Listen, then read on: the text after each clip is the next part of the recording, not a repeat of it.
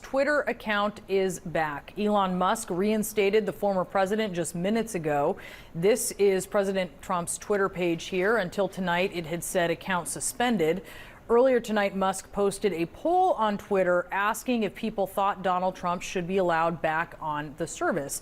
Musk says the results showed that people wanted Trump to return. He tweeted this: "The people have spoken. Trump will be reinstated. Vox Populi, Vox Dei," which is Latin and means the voice of God, the voice of the people, the voice of God. Twitter's previous management suspended Trump indefinitely just days after the January 6th Capitol insurrection. I want to bring in CNN media analyst and media reporter for Axios, Sara Fischer, with us now on the phone. We were just talking about Twitter here in the last hour or so, Sara, this big development now. What do you make of this news? Well, I'm actually surprised, Brianna, because per our conversation earlier, I thought Elon Musk would wait until Facebook made this call in January. But it seems that he was eager to move forward. He did this Twitter poll. Many millions of people voted. And the last time I checked, it wasn't really a wide margin. It was about 52% of people who voted in the poll said that Donald Trump should be reinstated. And Elon Musk, moving quickly as he does, very quickly reinstated Donald Trump after that poll. Yeah, I mean, this is a Twitter poll, right? This is not a scientific poll. This is an online poll. And so, to borrow a question from my colleague Oliver Darcy, he said, what happened to the Content Moderation Council that Musk said, only last month he'd be instituting? What do you think? Well, it's funny, Brianna, because earlier he had already instituted accounts that were permanently banned, including Kathy Griffith, author Jordan Peterson, the Babylon Bee. And so he had been foreshadowing this move of reinstating accounts, making policy decisions without the council. So I can't say I'm totally surprised that he's doing it unilaterally now, but it does bring into question whether or not Elon Musk is going to govern by the hip moving forward. Despite promising advertisers he was going to wait for that council, Brianna, it doesn't seem like that's the case. I wonder, Sara, if you think there are going to be any boundaries on Trump, because we've seen Trump has shown, even after January 6th, where he saw the effect that his language could have, and he saw the effect his language could have even in getting people to leave the Capitol, as it pertained to violence. He's seen this. Do you think that there will be any boundaries placed on him as he shows this propensity to use language that is questionable when it comes to violence? Honestly, not really, for two reasons. One, Elon Musk has said that he doesn't plan to take down a lot of content, but limit the reach of things that he considers to be violence or hate speech. But when it comes to misinformation, Elon Musk himself has shown a propensity to lean into conspiracies. You'll recall he tweeted a link to a false article about Paul Pelosi a few weeks ago and then quickly deleted it under advertiser pressure. So I can't see him going after Donald Trump's account for things that might be false or misleading. Now, if there's something that his team considers to be, or he considers to be, hate speech, that could be something where he says he would limit the reach of it, meaning algorithmically he wouldn't boost it in people's timelines, but he says he won't remove the actual content.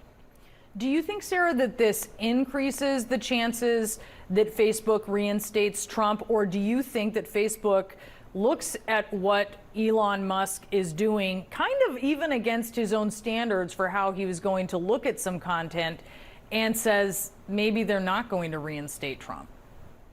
Great question. I think Facebook's going to be looking at this very carefully as they come up against their decision in January. But I also think that Facebook is going to be, making this decision and in some ways independently, because Trump uses the Facebook platform very differently, Brianna. You'll recall leading up to the 2020 election and in 2016 that Trump relied really heavily on Facebook for advertising, especially to build lists, to do fundraising. He doesn't really use Twitter like that. Twitter is more of a public town square for him, where he would blast out messages so that they would go viral. And so I think Facebook knows if they bring Trump back, they're giving him a vehicle to do campaigning through ads more so than they're giving him a major platform for his speech.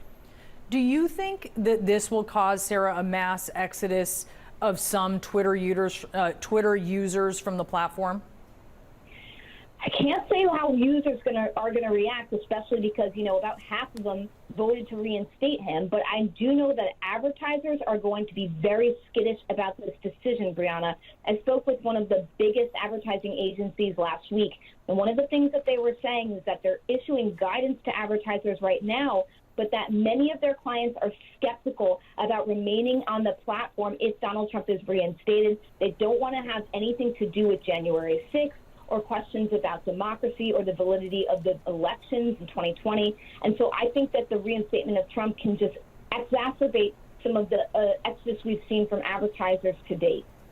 He's, fired, laid off a lot of people, Elon Musk has at Twitter, but he's also seen a lot of people who have decided they're leaving. They don't want a job at Twitter with the way he's doing things. Do you expect that more employees will follow suit after this? I think it's possible. I mean, Twitter tends to be a very progressive company. If you take a look, there's been data showing that a lot of the employees have tended to, vote or contribute in elections that lean progressive or Democrat.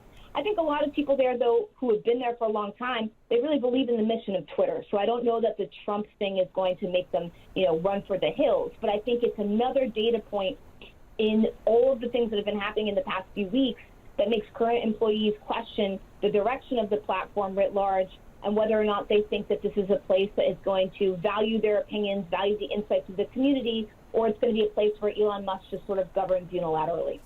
So what happens now to Truth Social, which is Trump's app where he's been using that to get his message out thus far? Very good question. So there's a December 8th deadline for Truth Social to merge with its blank check company called the Digital World Acquisition Corp. And if the shareholders of that blank check company don't approve a merger by December 8th, basically the whole thing falls apart. Truth Social wouldn't be able to get the funding it would need to continue to operate. Now, there's also a weird clause in the Truth Social documents that basically says, the app doesn't have to, continue to move forward in the same way if Donald Trump sort of decides to run for president. So, Brianna, I think broadly speaking, if Donald Trump doesn't get that December 8th merger vote approved, and in addition to that, if he's allowed back on Twitter and other social platforms, I think it's highly unlikely that Truth Social continues with much momentum. I don't know what it means if the app's going to be shut down or not, but it's not going to look good for the business of that company. All right, Sarah Fisher from Axios, thank you so much for joining us on this breaking news.